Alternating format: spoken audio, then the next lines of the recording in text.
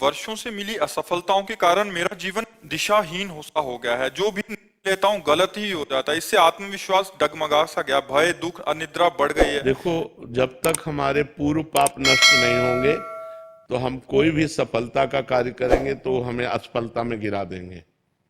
हम बहुत सकारात्मक सोच रखना चाहेंगे, हमें नेगेटिव सोच में पहुंचा देंगे। यह है पाप का परिणाम। और पाप को नष्ट किए बिना हम सुखी नहीं हो सकते।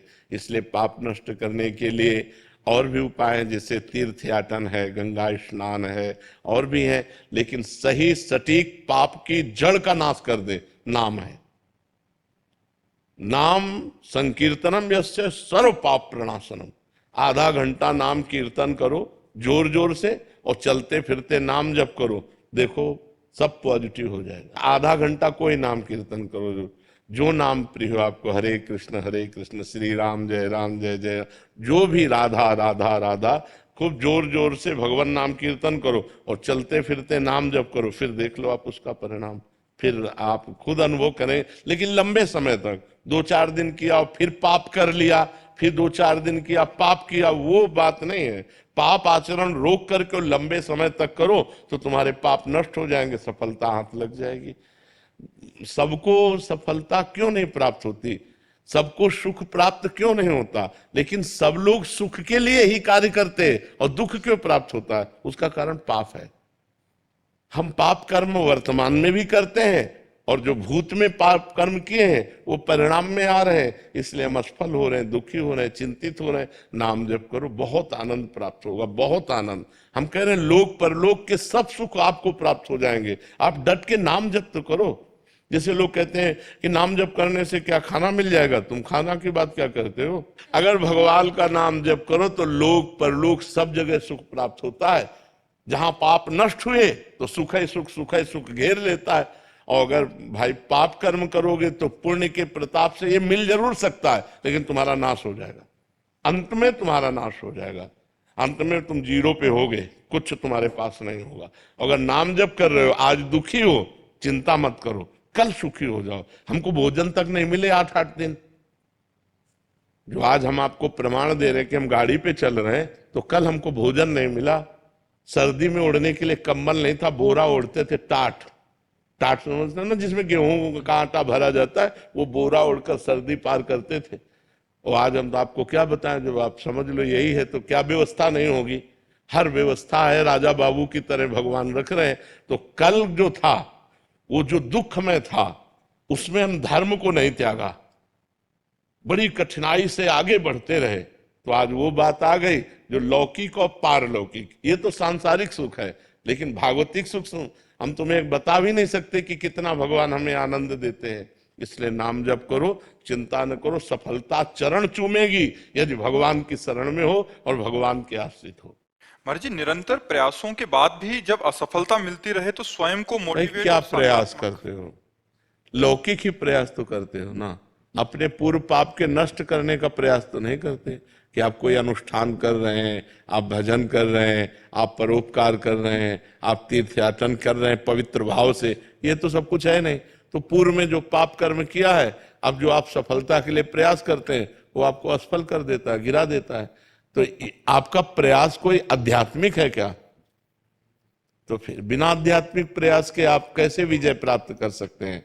जो हमने पूर्व में पाप किए हैं, गलतियां की हैं, वो हमको दुख देंगे ना।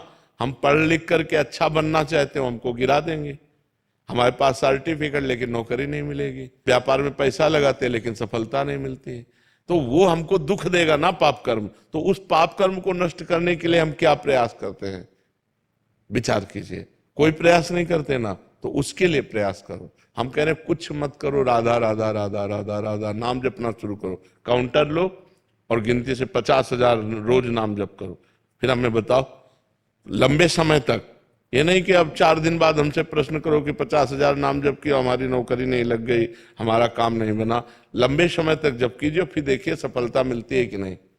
कुछ जने बिना प्रयास के भी महाराज जी, क्या उनका पूर्व का प्रारब्ध? पूर्व का पुण्य, पूर्व का पुण्य है कि उनका प्रयास कोई ज्यादा प्रशंसनीय नहीं है, पर वो सफलता प्रशंसनीय प्राप्त कर रहे हैं, ये पूर्व का पुण्य है। ऐसा भी देखा जाता है कि वो बिना उसमें योग्यता भी नहीं है फिर भी। बिल्कुल, हाँ, योग्यता भी नहीं, प्रयास भी नहीं, सफलता अधिक है, ये पूर्व का पुण्य उनका काम कर रहा है। योग्यता है, प्रयास भी है, लेकिन सफलता नहीं, ये पूर्व का पाप उसको गिरा रहा है। क्रम होता है, जब पुण्य लगेगा तो आप पाप कर्म करो तो भी उन्नति होती चली जाएगी, और जब पुण्य का संयोग आएगा, जैसे पाप का लगा संयोग, तो अब आप चाहे जितना पुण्य करो, आप चाहे जितना धर्म करो, वो आपको दुखाई देता चला जाएगा। और पुण्य का संयोग है तो आप पाप कर्म करो तो भी आपको सुख मिलता चला जाएगा। लेकिन जब ये पुण्य खत्म होगा और पूर्व का पाप और वर्तमान का पाप मिलेगा तो आपको कष्ट दे देगा।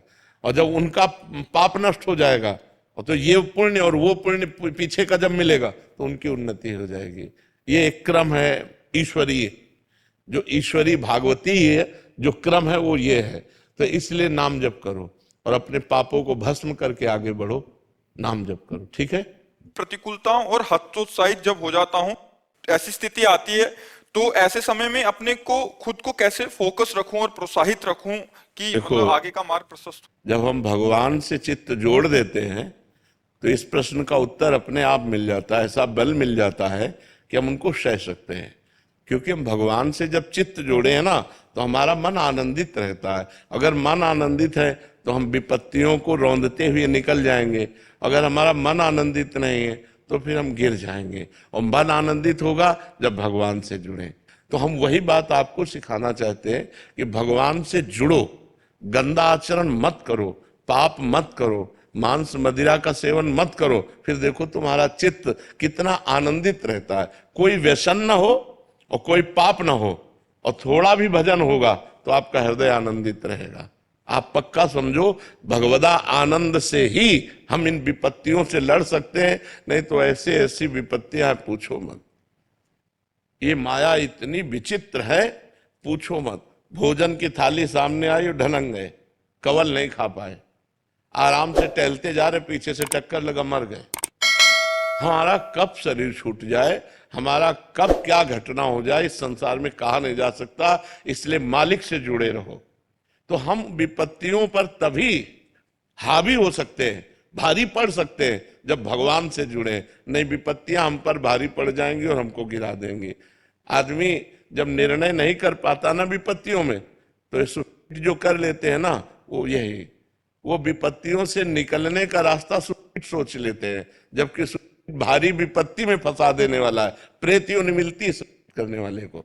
तो हमारे ऊपर विपत्तियां भारी ना पड़े, इसलिए भगवान का नाम जप करें, भगवान से चित्त जोड़ें और ये विश्वास करें कि आज दुख आया है तो हट जाएगा, कल हमारे सामने सुख भी आएगा।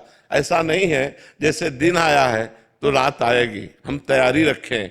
अगर रात आ गई है तो परेशान ना हो, दिन आने वाला है।